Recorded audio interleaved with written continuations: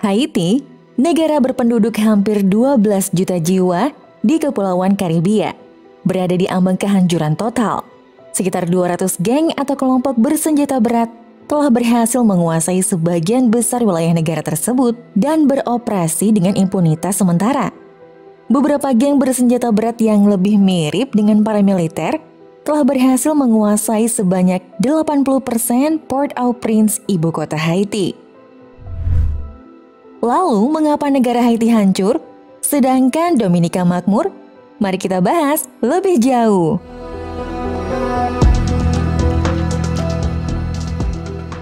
Gangster Haiti telah mampu sepenuhnya menguasai negara ini. Mereka bersenjata, menutup infrastruktur, baik untuk membangun kendali atau mendapatkan bayaran yang besar. Blokade pertama Terminal Varrogue yang dilakukan geng Barbecue pada tahun 2021 adalah bagian dari upaya terorganisir kelompok kriminal untuk membatasi akses bahan bakar di Haiti, untuk mengganggu stabilitas pemerintah yang akhirnya menyusul gencatan senjata antara geng tersebut dengan pemerintah setempat, di mana pasukan keamanan Haiti menarik diri dari daerah tersebut. Ada juga laporan bahwa geng Barbecue dibayar $100.000 untuk menghentikan pengepungan. Pasukan keamanan mencoba untuk menghentikan wilayah pinggiran kota lainnya agar tidak jatuh ke dalam pemerintahan kriminal. Namun, hampir tidak ada satupun pemerintahan Haiti yang tersisa di negara tersebut yang benar-benar mampu melawan mereka. Karena bahkan tidak ada pejabat pemerintah terpilih yang masih tersisa di negara ini pada waktu itu. Presiden Haiti, Jovenel Moïse, dilaporkan tewas ditembak di rumahnya oleh kelompok tidak dikenal pada 7 Juli 2021. Penembakan itu telah meninggalkan sebuah teka-teki mengenai pembunuhan sadis ini. Selama 4 tahun menjabat, Moïse memiliki 6 Perdana Menteri. Sehari sebelum dibunuh, dia menunjuk orang ketujuh untuk duduk di jabatan itu, yaitu Ariel Henry, namun Henry belum sempat dilantik. Perdana Menteri sebelumnya yaitu Claude Joseph yang menanggung kekuasaan pemerintahan Haiti sejak Moïse tewas. Ketidakpastian kini melingkupi tentang siapa yang sekarang seharusnya memerintah negara itu. Ada banyak dugaan kepada Henry atas keterlibatannya dalam pembunuhan Presiden Moïse, termasuk tuduhan yang datang dari Jaksa Agung Haiti. Kemudian, setelah pembunuhan mencurigakan Moïse yang mengguncang Haiti secara politik, gempa bumi berkekuatan 7,2 skala Richter melanda semenanjung Tiburon, sekitar 150 km sebelah barat ibu kota Port-au-Prince. Setidaknya 2.248 orang dipastikan tewas dan lebih dari 12.200 orang terluka, sebagian besar di Departemen Sud. Ada lebih dari 650.000 orang membutuhkan bantuan, sedikitnya 137.500 bangunan rusak dan hancur. Ini adalah gempa bumi dan bencana alam paling mematikan tahun 2021. Ini juga merupakan bencana terburuk yang melanda Haiti sejak gempa tahun 2010. Kerugian ekonomi akibat gempa ini diperkirakan mencapai lebih dari 1,5 miliar dolar Amerika Serikat, hampir 10% dari produk domestik bruto negara tersebut. Jadi, jika kita mengikuti dalam rentang waktu sekitar 2 bulan sepanjang tahun 2021, Haiti menyaksikan presiden terpilih mereka dibunuh, kemudian gempa bumi dahsyat yang menyebabkan kehancuran finansial yang signifikan. Dan terlebih lagi, ada pemimpin baru yang tidak dipilih dan tidak diratifikasi yang naik ke tampuk kekuasaan dalam keadaan seperti ini dan langsung dianggap oleh rakyat mayoritas warga Haiti ini tidak sah.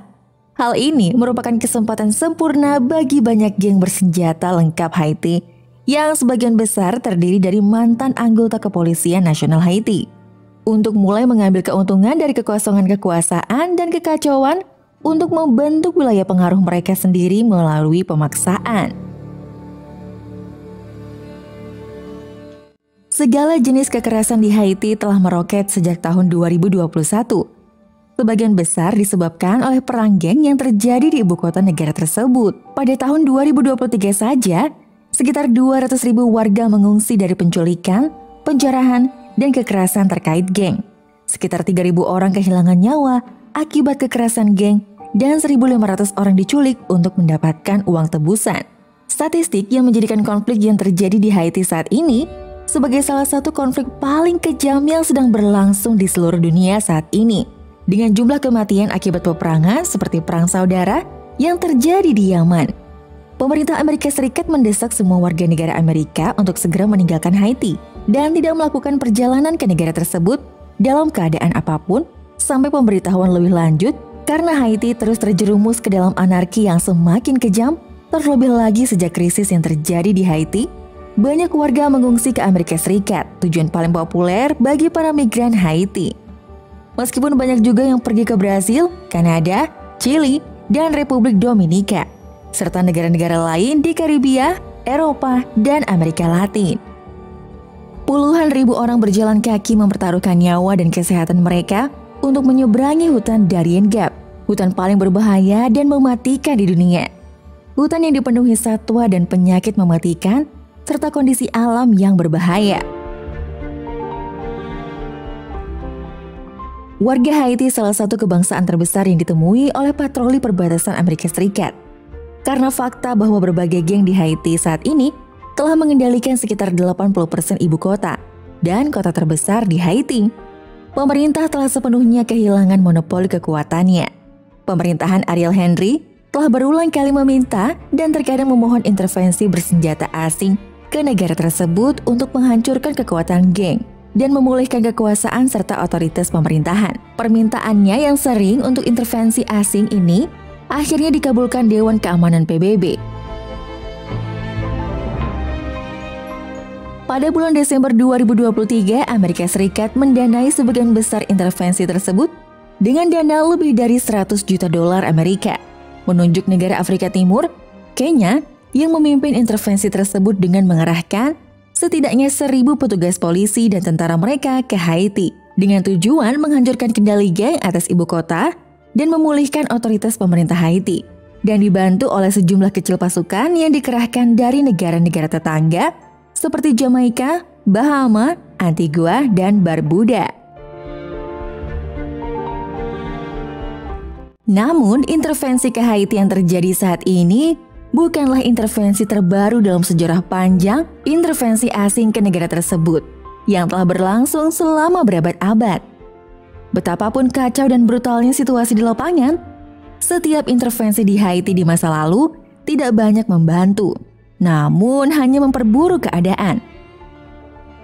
Dalam 108 tahun terakhir sejarah setelah pembunuhan Presiden Haiti, pada bulan Juli 1915, Haiti telah menyaksikan kehadiran pasukan asing yang dikerahkan ke wilayahnya selama 41 tahun atau sekitar 38% dari keseluruhan waktu, termasuk pada tahun 1994, dan kemudian terjadi lagi di antara tahun 2004 dan 2019. Kemudian terjadi lagi pada tahun 2023 dan 2024. Entah sampai kapan selalu atas nama menjaga perdamaian di negara ini dan mencapai stabilitas politik. Namun tidak pernah benar-benar berhasil melakukannya sampai dunia bosan dengan Haiti. Krisis yang terjadi di Haiti bisa dibilang yang terburuk sepanjang sejarah modern negara tersebut. Karena Haiti saat ini berada di ambang jurang untuk menjadi satu-satunya negara yang benar-benar gagal di belahan barat, yang setara dengan indeks negara-negara rapuh seperti Sudan, Afghanistan, dan Myanmar.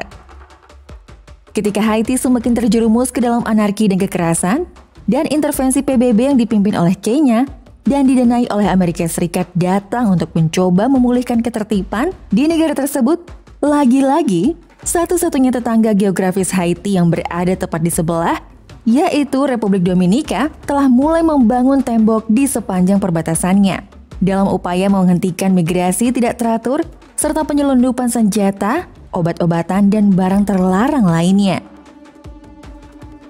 Tembok ini akan menutupi hampir setengah dari perbatasan sepanjang 392 km antar kedua negara. Tembok perbatasan tersebut dibangun setinggi 3,9 meter dan dilengkapi dengan serat optik, sensor gerakan, kamera, radar, dan drone. Dindingnya dibuat dari beton setebal 20 cm dan di atasnya dilapisi jaring logam. Ada 70 menara pengawas di sepanjang tembok. Dominika tidak ingin pihak Haiti bisa melintasi perbatasan.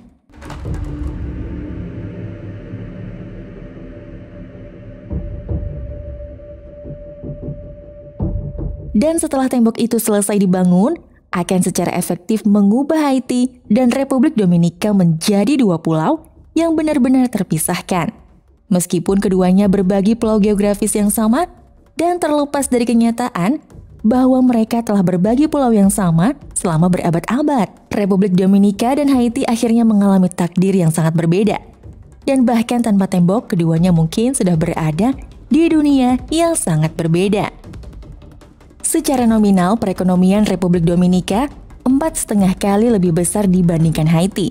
Sedangkan dalam hal paritas daya beli, perekonomian Dominika 7 kali lebih besar dibandingkan Haiti. Meskipun kedua negara tersebut memiliki populasi yang kira-kira sebanding. Hal ini berarti bahwa jika menyangkut PDB per kapita, penduduk Dominika rata-rata 5 hingga 8 kali lebih kaya dibandingkan penduduk Haiti. Warga Republik Dominika sebanding dengan negara-negara seperti Serbia atau Argentina. Dan warga Haiti lebih sebanding dengan negara-negara seperti Rwanda dan Uganda dalam hal kemiskinan. 1% penduduk terkaya di Haiti memiliki kekayaan yang sama dengan 45% penduduk terbawah dalam distribusi pendapatan. Ada garis dasar kemiskinan baru di Haiti berdasarkan konsumsi. Angka kemiskinan nasional sebesar 58,6% dan angka kemiskinan ekstrim sebesar 24,7%, pendapatan rata-rata di bawah 1,25 US dollar per hari atau sekitar kurang dari Rp20.000, terutama di daerah pedesaan, menjadikan Haiti salah satu dari hanya 6 negara di luar Afrika Sub-Sahara yang mayoritas penduduknya masih hidup dalam kemiskinan. Sebagai perbandingan, hanya 4,3% penduduk Republik Dominika yang masih hidup dalam kemiskinan. 98% penduduk Republik Dominika memiliki akses terhadap listrik, sementara hanya 47% penduduk Haiti yang mempunyai akses terhadap listrik.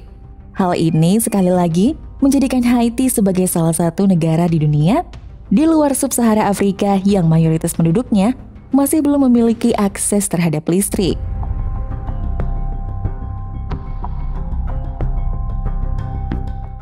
Haiti berada dalam ambang kehancuran menjadi negara gagal dengan kekerasan yang tak terkendali dan merupakan salah satu negara termiskin di dunia. Sementara Republik Dominika berada di titik puncak transisi menjadi negara berpenghasilan tinggi dan maju sepenuhnya.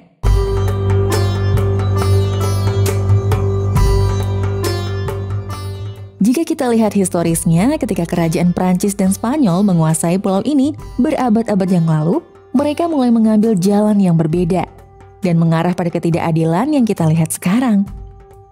Tidak ada pemahaman tentang Haiti tanpa memahami ekonomi perkebunan berbasis budak yang didirikan Prancis di sisi barat, Hispaniola. Jika pada saat itu semua ini tidak terjadi, mungkin tidak akan ada kesenjangan yang lebih besar di seluruh dunia dalam hal tingkat pembangunan dan pendapatan. Seperti perbatasan Saudi, Oman, dan Yaman, dan Korea Selatan yang berbatasan dengan Rusia dan Tiongkok dengan Korea Utara. Jadi, bagaimana situasi yang sangat unik di pulau ini bisa terjadi? Meskipun di pulau yang sama selama berabad-abad, mengapa Haiti dan Republik Dominika sangat berbeda satu sama lain dan terpisah satu sama lain? Beberapa faktor yang menjelaskan perbedaan saat ini adalah karena sejarah yang berbeda. Selama masa kolonial, pulau ini biasa disebut Santo Domingo. Pada awalnya dijajah oleh Spanyol. Pulau ini pertama kali secara resmi dibagi pada tahun 1697 sebagai bagian dari perjanjian Ryswick, di mana Spanyol menyerahkan bagian baratnya kepada Prancis di sepertiga bagian barat. Meskipun perbatasan di antara keduanya sedikit berbeda dari sekarang, sejak awal pembagian pulau ini.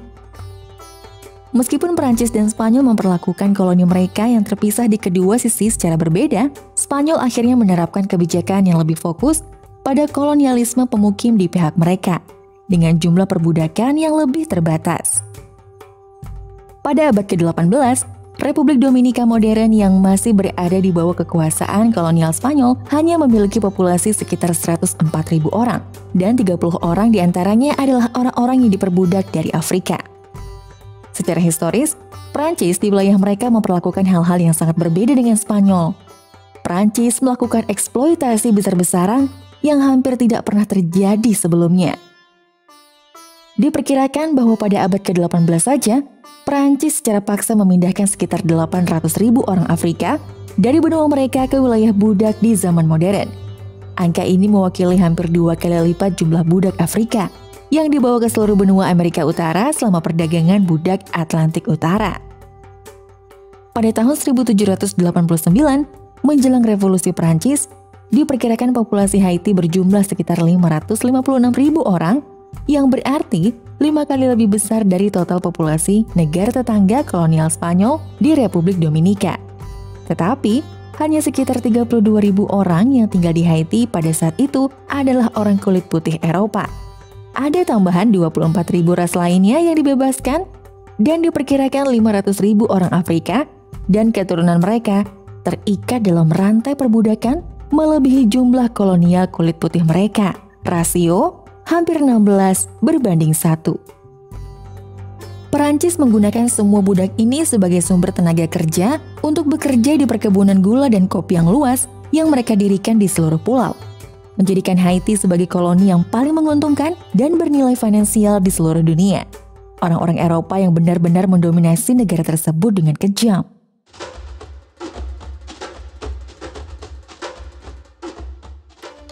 Pada tahun 1789, Saint-Domingue memproduksi 60% kopi dunia dan 40% gula yang diimpor oleh Prancis dan Inggris. Koloni ini bukan hanya merupakan wilayah kekuasaan kolonial Prancis yang paling menguntungkan, namun juga merupakan koloni terkaya dan paling makmur di Karibia. Kira-kira setengah dari seluruh gula dan kopi yang dikonsumsi di Eropa berasal dari perkebunan budak di Haiti. Dan mereka membantu menjadikan kerajaan Prancis sebagai negara terkaya di Eropa. Beberapa dekade sebelum Republik Dominika merdeka, dan melalui keadaan yang jauh lebih penuh kekerasan di tengah kekacauan revolusi Prancis, para budak Haiti yang jauh melebihi jumlah tuan kolonial mereka, bangkit dalam revolusi mereka sendiri yang penuh kekerasan. Singkatnya, pada bulan Agustus 1791, jumlah budak yang bergabung dalam pemberontakan di utara mencapai 100.000 orang. Dalam 2 bulan berikutnya, ketika kekerasan meningkat, para budak membunuh 4.000 orang kulit putih dan membakar atau menghancurkan 180 perkebunan gula serta ratusan perkebunan kopi dan nila.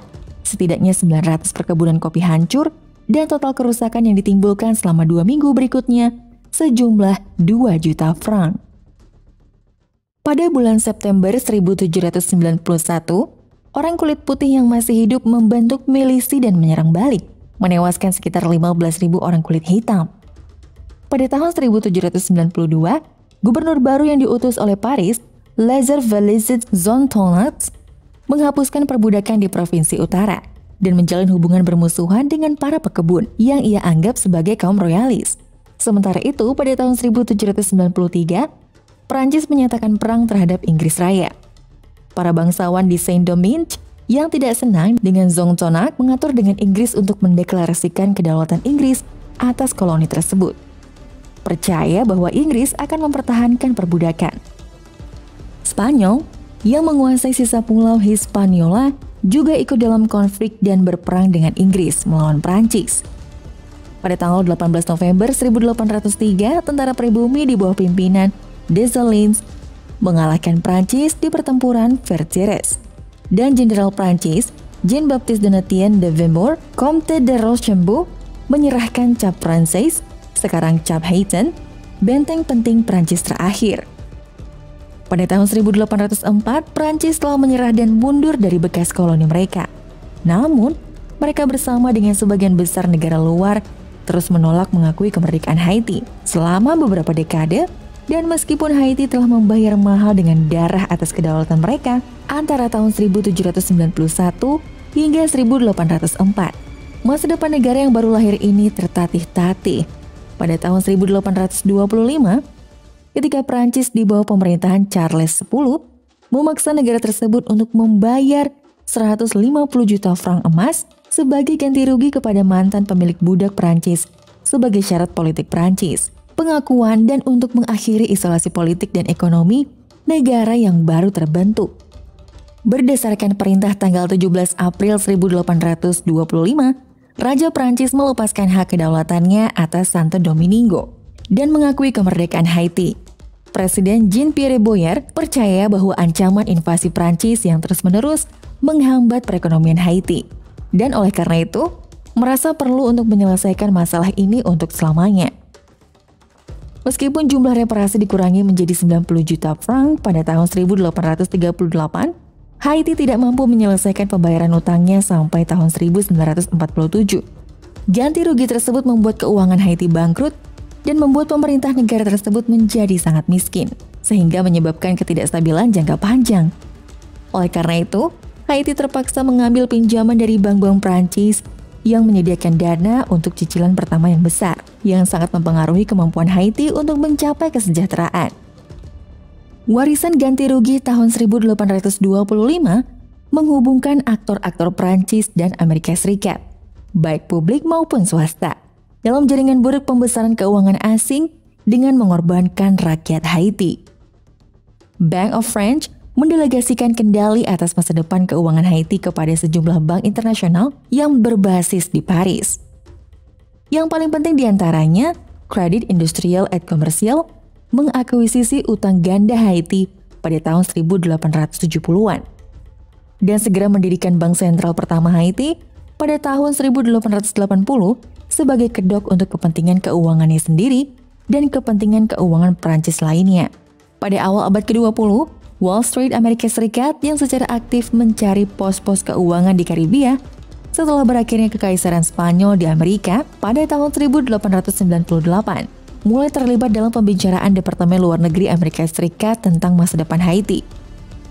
Ketika investor Prancis dan Jerman mereorganisasi Bank Sentral Haiti menjadi konsorsium multinasional pada tahun 1910, Menteri Luar Negeri Amerika Serikat, Philander Knox, mendorong National City Bank, pendahulu Citibank, untuk mengakuisisi saham dalam usaha tersebut. Pemegang saham Prancis tidak menyukai keterlibatan Amerika Serikat, namun pada akhirnya tidak berdaya untuk mencegah pendudukan militer Amerika Serikat di Haiti yang dimulai pada tahun 1915. Intervensi tersebut yang berlangsung hingga tahun 1934 memberikan Amerika Serikat kendali penuh atas Bank of Haiti dan memastikan bahwa pembayaran utang ganda akan mengalir dengan aman ke Wall Street. Pendudukan militer dan kendali Wall Street atas keuangan publik Haiti berjalan beriringan, masing-masing saling membenarkan dan mendukung. Pada tahun 1920, National City Bank telah membeli sisa investor Eropa di Bank Nasional Haiti. Uang yang dulunya masuk ke bank-bank Prancis, hampir setengah pendapatan publik Haiti kini masuk ke kas Wall Street dan akan terus mengalir selama 13 tahun setelah pendudukan berakhir. Pendudukan Amerika Serikat menghambat perkembangan politik dan keuangan Haiti.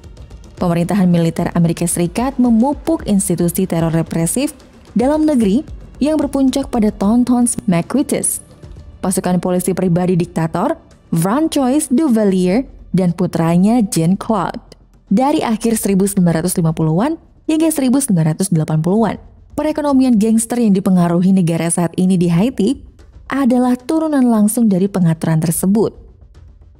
Politisi dan tokoh bisnis Haiti yang kini dicurigai memiliki hubungan dengan geng terorganisir memahami seperti para pendahulu mereka bahwa kekuasaan dan uang mengalir dari pemanfaatan kemampuan untuk meneror penduduk dan mengendalikan akses ke lokasi infrastruktur utama. Ini adalah suatu pendudukan yang dikenang di Republik Dominika saat ini sebagai periode yang sangat brutal dan kelam dalam sejarah mereka, yang terus berdampak negatif terhadap hubungan Republik Dominika dengan Haiti hingga hari ini. Kedua sisi pulau yang sama mengalami sejarah yang cukup mirip untuk waktu yang sangat lama, meskipun Republik Dominika tidak memiliki sejarah yang sama persis, seperti masalah hutang yang dialami Haiti, negara miskin, dan tidak stabil secara politik yang rentan terhadap kekerasan dan kediktatoran otoriter selama beberapa dekade. Amerika Serikat bahkan menginvasi dan menduduki keduanya dengan alasan yang sangat mirip untuk memastikan bahwa kedua hutang mereka terus dibayarkan ke Wall Street Citibank.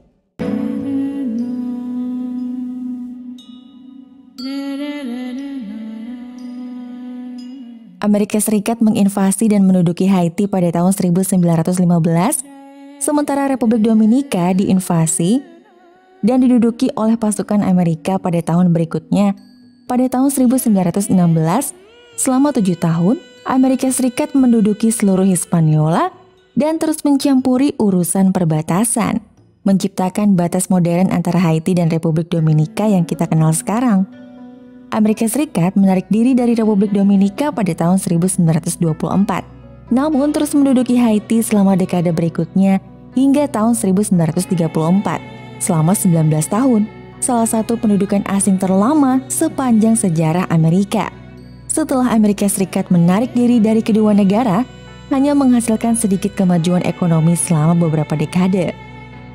Republik Dominika berada di bawah kendali mantan jenderal bernama Rafael Trujillo. Pada tahun 1930, hanya 6 tahun setelah Amerika meninggalkan negara tersebut. Sementara Haiti akhirnya bersatu di bawah kendali diktator lain bernama François Duvalier pada tahun 1957 sampai dia dibunuh pada tahun 1971. Kekacauan lainnya di Republik Dominika yang berpuncak dengan perang saudara di negara tersebut yang berlangsung dari 24 April 1965 hingga 3 September 1965 di Santo Domingo. Karena kemampuan rezim komunis di Kuba untuk mempengaruhi perang saudara dan mengubah Republik Dominika menjadi negara komunis Karibia lainnya, lalu pada akhirnya Amerika Serikat melakukan intervensi atau campur tangan langsung dalam perang saudara Dominika dan kembali menduduki Republik Dominika.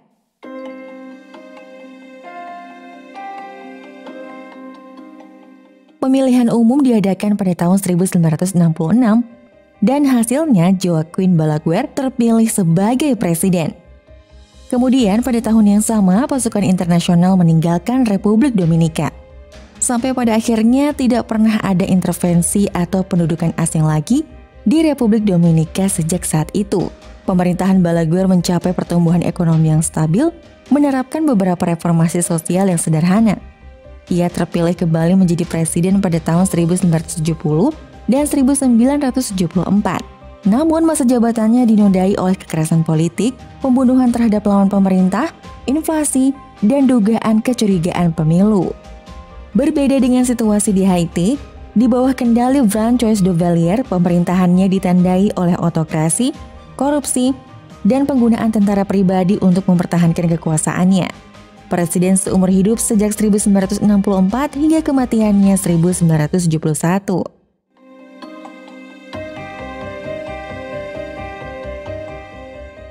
Selama 29 tahun rezim Duvalier bertahan di Haiti, rezim ini secara konsisten didukung oleh Amerika Serikat karena kebijakan keras anti-komunis yang dilakukan oleh Duvalier untuk mengimbangi komunis Kuba di Karibia yang hanya berjarak 50 mil dari Haiti.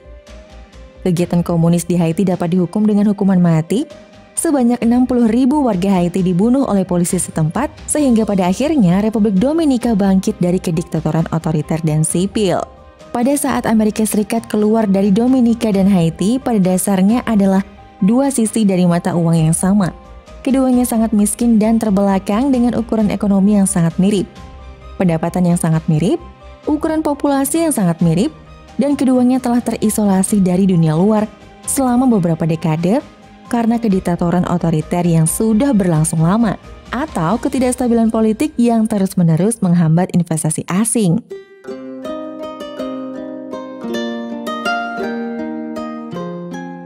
Namun kemudian keadaan mulai berubah di Republik Dominika pada akhir tahun 1960-an dan awal tahun 1970-an. Ketika negara tersebut mulai berhasil melakukan reformasi menjadi negara yang lebih demokratis, lebih stabil, dan terus membuka diri terhadap lebih banyak negara untuk berdagang dengan dunia luar.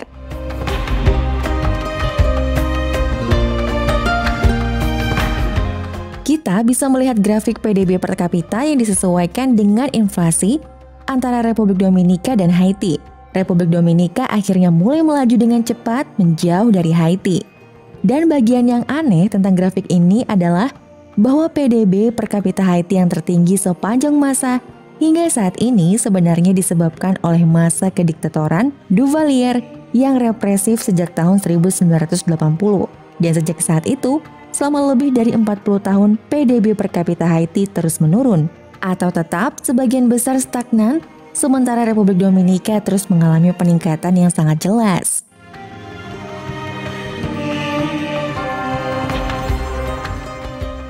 Sementara faktor sejarah yang mendalam telah memainkan peran penting dalam melumpuhkan kemiskinan dan ketidakstabilan di Haiti saat ini. Kesenjangan ekonomi yang sangat jelas antara Haiti dan Republik Dominika baru mulai terjadi setelah tahun 1968. Dan mungkin ada banyak alasan bagi investor asing untuk berinvestasi di negara-negara yang secara politik stabil dibandingkan negara-negara yang tidak stabil. Dan Haiti terus menjadi sangat tidak stabil sejak tahun 1986 setelah rezim Duvalier yang telah berkuasa selama 29 tahun digulingkan pada tahun yang sama oleh militer Haiti. Mendirikan rezim transisi hingga pemilu pertama yang terbuka dan bebas dalam sejarah Haiti diadakan pada tahun 1990 yang menghasilkan terpilihnya Jean-Bertrand Aristide, pemimpin pertama yang terpilih secara demokratis dalam sejarah modern Haiti. Namun hanya 8 bulan setelah menjabat sebagai presiden, ia digulingkan melalui kudeta militer berdarah yang menyebabkan pemerintahan Bill Clinton di Amerika Serikat memulai blokade ekonomi terhadap Haiti dengan pembatasan perdagangan baru yang semakin memiskinkan negara tersebut.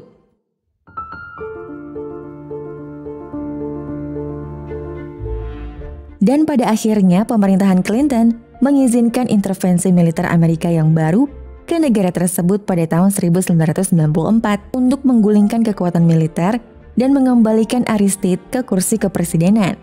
Amerika Serikat mengirimkan 2 kapal induk ke Haiti dan lebih dari 20.000 tentara selama operasi menegakkan demokrasi pada tahun 1994.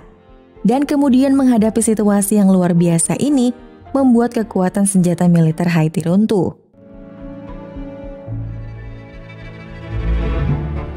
Aristide kembali menjadi presiden dari tahun 1994 hingga 1996 dan dari 2001 hingga 2004. Ia digulingkan dalam kudeta tahun 2004 setelah mantan sayap kanan unit paramiliter tentara menyerbu negara itu dari seberang perbatasan Dominika. Aristide dan banyak orang lainnya menuduh Amerika Serikat lah yang berperan dalam mengatur kudeta terhadapnya.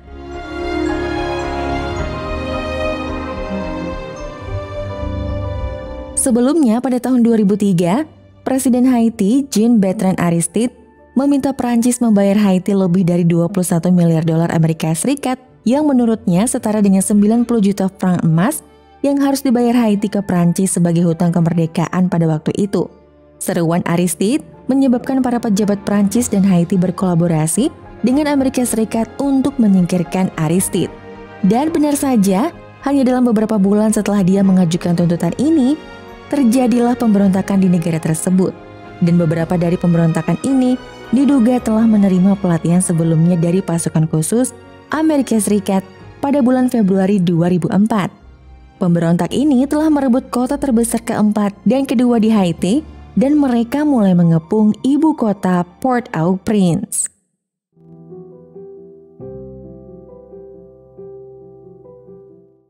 Pemberontak mulai menerobos masuk dan menjarah ibu kota pada tanggal 29 Februari 2004. Pada saat itu, petugas keamanan diplomatik dari Amerika Serikat tiba di istana kepresidenan Haiti, dan apa yang terjadi selanjutnya di antara mereka tidak jelas dan sangat kontroversial. Kemudian secara sukarela, Aristide mengundurkan diri sebagai presiden Haiti dan seorang tokoh populer sayap kiri yang terpaksa mengungsi pada tahun 2004 di tengah pemberontakan dan diasingkan di Afrika Selatan selama 7 tahun. Segera setelah pengunduran diri Aristide, Ketua Mahkamah Agung Boniface Alexandre menggantikannya sebagai pejabat presiden sementara sesuai dengan konstitusi Haiti dan mengizinkan misi semacam itu. Sebagai garda depan pasukan resmi PBB, pasukan yang terdiri dari sekitar 1.000 marinir Amerika Serikat tiba di Haiti pada siang hari. Sedangkan pasukan Kanada dan Prancis tiba keesokan paginya dengan dalih menjaga kestabilan dan keamanan negara setelah pengunduran Aristide.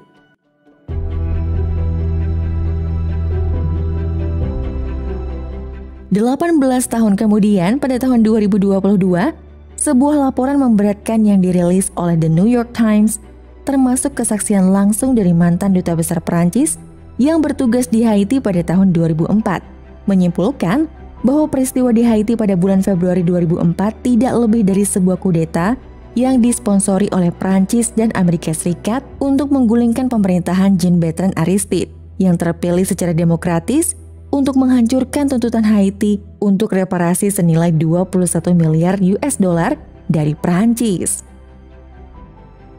Semakin banyaknya bencana terus-menerus menimpa Haiti. Kita lihat sepanjang tahun 1990-an hingga 2000-an. Bencana politik yang terus-menerus, kudeta, pemberontakan, dan intervensi asinglah yang membuat kemampuan Haiti tertatih-tatih. Peristiwa-peristiwa ini yang hampir tidak ada di Republik Dominika. Namun dalam dekade berikutnya di tahun 2010-an, hal ini akan menjadi masalah geografis unik Haiti yang akan berkontribusi lebih besar terhadap laju bencana yang berkelanjutan yang menghambat negara tersebut, karena meskipun ribuan tentara asing di Haiti dapat mengubah stabilitas politik Haiti, namun mereka tidak dapat berbuat apapun untuk mengubah ketidakstabilan geografis Haiti.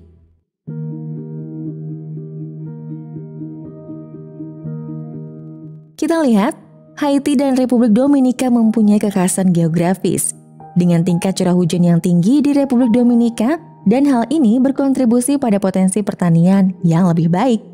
Di sisi Haiti sebenarnya menerima lebih banyak curah hujan daripada sisi Dominika dengan curah hujan melimpah, suhu hangat sepanjang tahun. Kedua sisi pulau secara alami memiliki kemampuan pertanian yang sangat kuat. Itulah sebabnya Haiti epicentrum industri gula dan kopi global pada masa kolonial.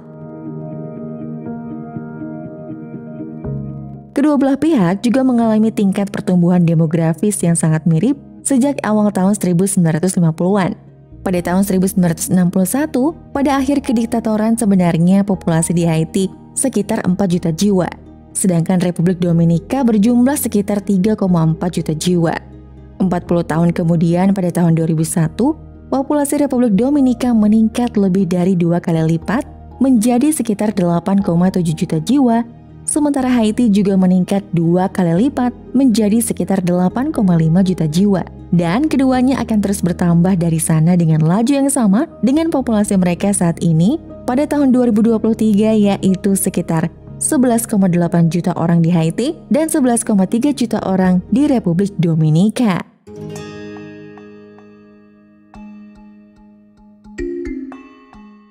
Namun, meskipun keduanya memiliki tingkat pertumbuhan demografis yang sangat mirip dan ukuran total populasi yang sangat mirip, Haiti hanya sekitar setengah dari ukuran geografis Republik Dominika, yang berarti bahwa Haiti selalu memiliki populasi yang jauh lebih padat dibandingkan dengan Republik Dominika. Faktanya, dari semua negara di dunia saat ini, dengan populasi lebih dari 1 juta orang, Haiti adalah salah satu negara dengan populasi terpadat di benua Amerika dengan kepadatan rata-rata yang kira-kira sama dengan Belanda. Selain Barbados, Haiti adalah negara yang paling padat penduduknya di belahan barat saat ini, dengan kepadatan penduduk yang jauh lebih tinggi dibandingkan negara-negara tetangga terdekatnya. Namun, kepadatan penduduk tidak berarti kemiskinan. Namun berbeda faktanya di Haiti. Kepadatan penduduk yang lebih tinggi tampaknya lebih berkorelasi dengan kemiskinan. Tidak kurang dari 15 negara terpadat dengan jumlah penduduk lebih dari 1 juta orang di dunia, setengah dari negara-negara tersebut dianggap sebagai negara dengan perekonomian yang sangat maju. Dan Haiti salah satu negara yang kurang berkembang yang terletak di luar sub-Sahara Afrika.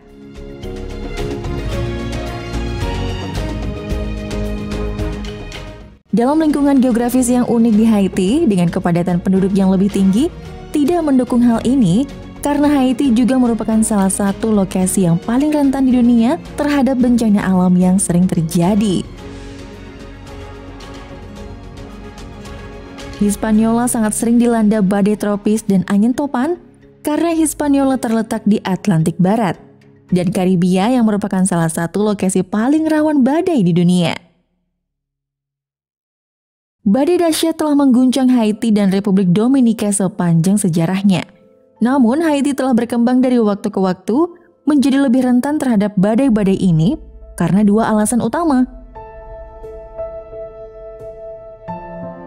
Pertama, populasi Haiti jelas jauh lebih terkonsentrasi dibandingkan di Republik Dominika, sehingga membuat mereka lebih rentan terhadap tingkat kerusakan yang lebih tinggi setiap kali badai melanda pulau itu. Kedua, Haiti mempunyai masalah pengundulan hutan yang serius, sehingga negara tetangganya Republik Dominika tidak membiarkan Haiti menebang hutan mereka dalam jumlah besar untuk dijual kepada Perancis dan Amerika pada abad ke-19 dan ke-20 untuk membantu melunasi hutang mereka yang berlipat ganda. Sementara baru-baru ini ditemukan bahwa Hispaniola praktis tidak memiliki sumber daya minyak, batu bara atau gas alam. Dan hal ini berarti bahwa sepanjang sejarah modern mereka, Haiti dan Republik Dominika harus mengimpor hampir seluruh bahan bakar fosil yang mereka konsumsi, dan keduanya terus bergantung pada impor ini. Haiti terus menghasilkan 80% listrik mereka dengan bahan bakar fosil yang diimpor, sementara Republik Dominika menghasilkan 85% listrik mereka dengan bahan bakar fosil tersebut, dan keduanya terus sangat bergantung pada bahan bakar impor untuk sektor transportasi mereka. Tetapi, karena Republik Dominika telah menjadi sumber investasi asing yang lebih stabil secara politik, sejak tahun 1970-an, Republik Dominika mampu menarik investasi asing yang lebih besar dibandingkan Haiti. Sehingga mereka memiliki jaringan listrik yang jauh lebih berkembang dibandingkan Haiti. Sementara jaringan listrik Republik Dominika masih jauh dari sempurna, lebih dari 98% penduduk Dominika mempunyai akses tetap terhadap listrik pada tahun 2023, hanya 47% penduduk Haiti yang mempunyai akses tetap terhadap listrik. Oleh karena itu, Haiti adalah salah satu dari 2 negara di dunia di luar Afrika Sub-Sahara yang mayoritas penduduknya masih belum memiliki akses terhadap listrik. Satu-satunya wilayah lainnya adalah Papua Nugini di Oseania. Oleh karena itu, mayoritas penduduk Haiti terus mengandalkan pembakaran kayu untuk dijadikan arang sebagai sumber energi utama mereka. Dan hal ini jelas semakin memperburuk keadaan. Masalah penggundulan hutan yang sudah parah di Haiti saat ini diperkirakan karena faktor-faktor ini. Hanya sekitar 12% lahan Haiti yang masih ditutupi oleh hutan, turun sekitar 60% dalam 1 abad sejak 1923. Sedangkan di Dominika masih memiliki sekitar 44% daratannya yang ditutupi oleh hutan.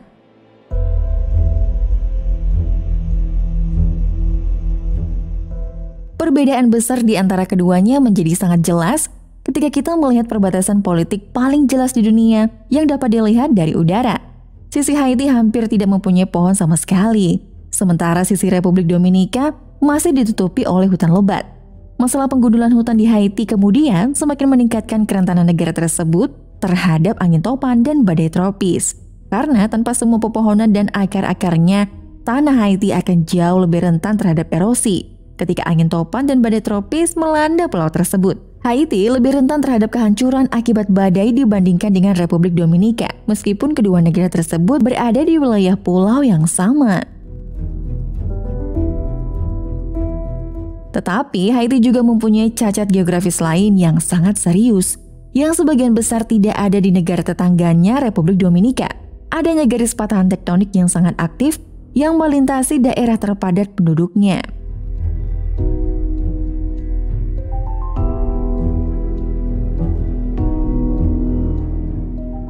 Kita bisa lihat, Pulau Hispaniola ada di persimpangan geologi di utara, lempeng tektonik Amerika Utara, dan lempeng tektonik Karibia di selatan. 2 garis patahan besar melintasi pulau di selatan dan utara.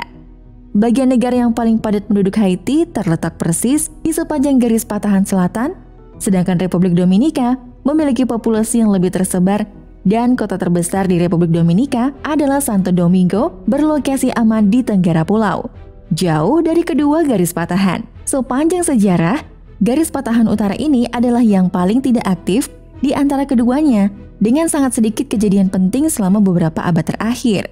Hal ini berarti bahwa garis patahan kedua di Republik Dominika telah terhindar dari gempa bumi yang sangat besar, dan di sisi lain, Haiti tidak seberuntung itu.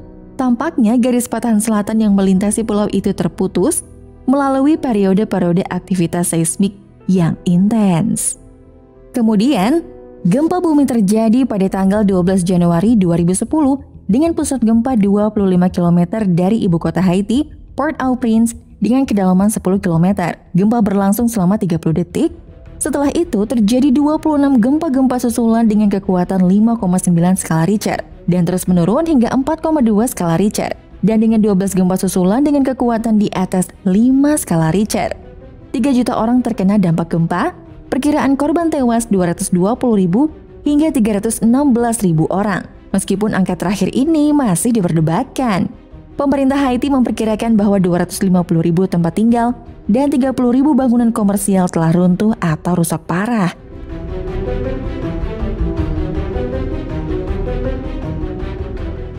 Gempa bumi menyebabkan kerugian ekonomi sebesar 8,5 miliar dolar pada negara tersebut, serta angka yang mewakili hampir 3/4 dari seluruh PDB Haiti.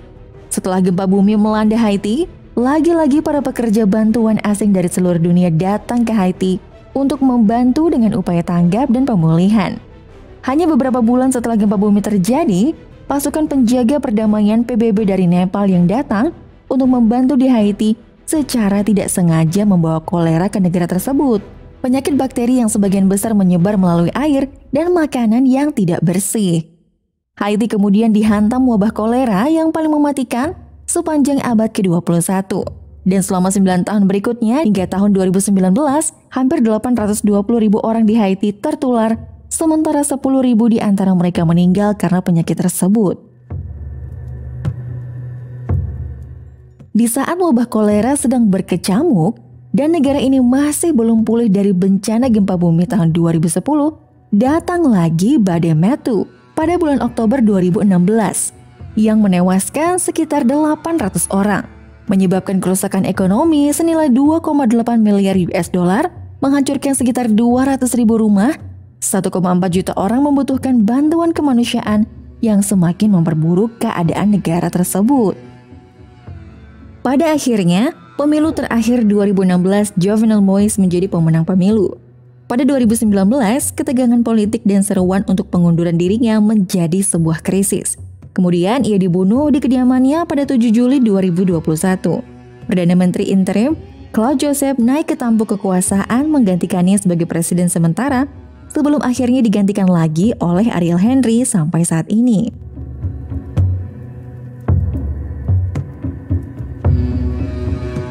Hanya 2 bulan setelah pembunuhan Moïse dan terpilihnya Henry, garis patahan selatan yang melintasi Haiti kembali terpicu dan menyebabkan gempa bumi dahsyat lainnya di semenanjung Tiburon di Haiti yang menewaskan lebih dari 2.200 orang.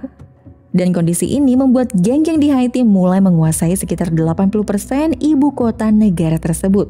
Status Haiti saat ini sebagai negara yang gagal dan PBB memutuskan bahwa diperlukan intervensi bersenjata lagi ke negara tersebut.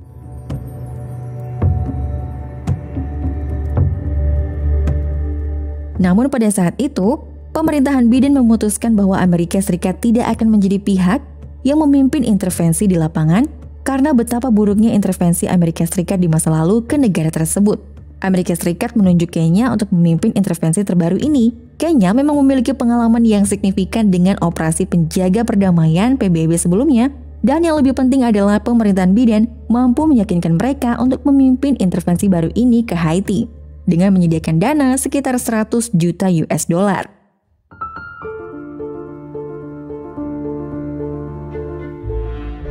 Selain menyetujui perjanjian kerjasama pertahanan selama 5 tahun dengan Kenya yang menawarkan dukungan Amerika Serikat dan perang mereka yang sedang berlangsung dengan Al-Shabaab di negara tetangga Somalia, jadi sebagai imbalan atas peningkatan dukungan Amerika untuk memerangi Al-Shabaab di dalam negeri. Dan tentara Kenya bisa mendapatkan gaji yang jauh lebih tinggi sebagai bagian dari operasi penjaga perdamaian PBB dibandingkan dengan yang bisa mereka dapatkan di Angkatan Bersenjata Kenya.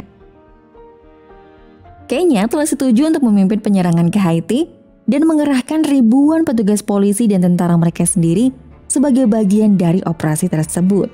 Intervensi PBB terbaru mereka adalah untuk merebut kembali kendali Port-au-Prince dari geng yang saat ini mendominasi kota dan mengembalikan otoritas pemerintah Haiti sehingga pemilu yang terus tertunda sejak tahun 2016 akhirnya dapat diadakan kembali. Total bencana alam di Haiti antara tahun 2010 sampai saat ini telah menyebabkan kerusakan ekonomi senilai 14 miliar US dollar dan terus menghambat kemampuan Haiti untuk berkembang.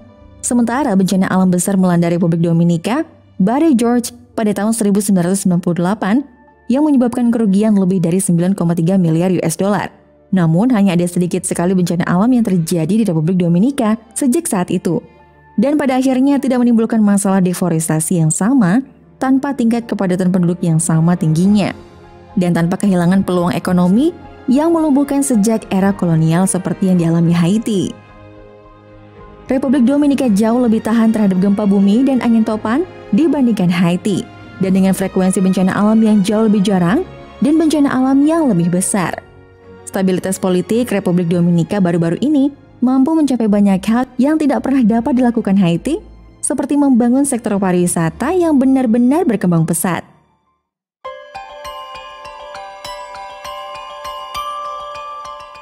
Pada tahun 2022, lebih dari 82 juta wisatawan mengunjungi Republik Dominika, menjadikannya tujuan wisata paling populer di dunia dan seluruh Karibia.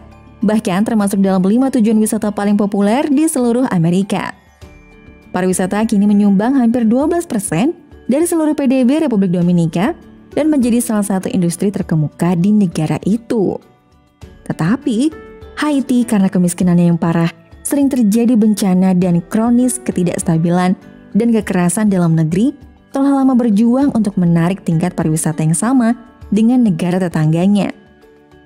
Pada tahun 2018, meskipun Haiti berhasil menarik sekitar 1,3 juta wisatawan ke negara tersebut dan memperoleh sekitar 620 juta US dollar dalam prosesnya, tetapi sejak pandemi COVID-19 terjadi dan krisis terbaru di negara ini dimulai, pada tahun 2021, hanya 148.000 wisatawan yang mengunjungi Haiti. Mereka hanya menghasilkan 80 juta US dollar pendapatan bagi negara, dan itu dibandingkan dengan 8,5 juta wisatawan yang mengunjungi Republik Dominika. Pariwisata Dominika terus berkembang dari tahun ke tahun dalam bentuk umpan balik positif, sedangkan pariwisata ke Haiti terus menurun dari tahun ke tahun dalam bentuk umpan balik negatif, yang semakin memperlebar kesenjangan kekayaan antara Republik Dominika dan Haiti.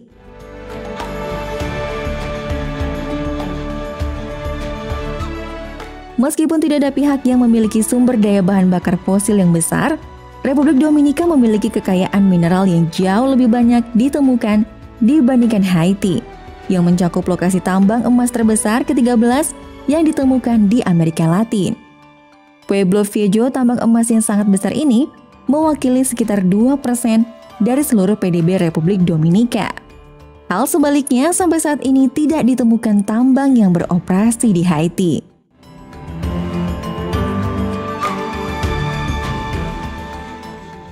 Republik Dominika telah mampu menggunakan kelebihan pendapatan pajak dari sektor pariwisata dan pertambangan yang berkembang pesat dibandingkan Haiti dengan banyaknya hutang sejak zaman kolonial. Kekacauan, intervensi pihak asing, dan bencana alam menjadi alasan mengapa Dominika menjadi jauh lebih makmur dibandingkan Haiti.